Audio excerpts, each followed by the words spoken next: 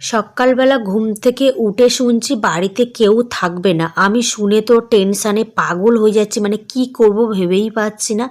So hello everyone, good morning. তোমরা সবাই কেমন আছো? এখন বাজে 8:30। ঘুম থেকে উঠেছি আমি 7টার সময়। উঠে শুনছি মা যাবে তার বাপের বাড়িতে, পূজা আছে।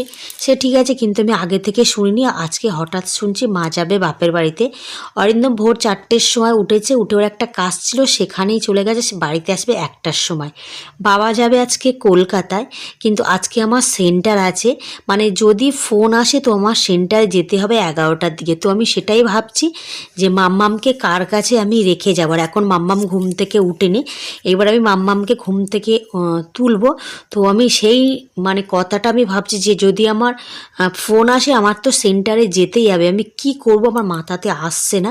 আর মাম্মামকে নিয়ে সেন্টারে যাওয়া মানে অসম্ভব ব্যাপার। সেখানে দেখো অনেক কিছু থাকে, ইঞ্জেকশন ওষুধ টষুধ থাকে, নিয়ে যাওয়া মানে অসম্ভব ব্যাপার।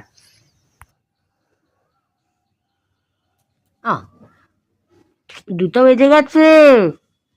আবার ও তো হাত উঠবে না। বাবা শোনো মা, ওটো 9টা বাজে মা, ওটো। হ্যাঁ, ও বাবা, ও বাবা, লাথি মারছি। মাম্মামকে ঘুম থেকে তুলে ওকে একটু খাইয়ে দিয়েছি, দিয়ে এই যে আমি বিছানা তুলবো। আর বিছানাটা তুলতে এসেছি, আজকে বেড কভারটাও চেঞ্জ করলাম। আর টেনশান তো প্রচুর টেনশান হচ্ছে যে যেন ঠাকুর আজকে ফোন যেন না আসে, আজকে সেন্টারে যেন না যেতে হয়।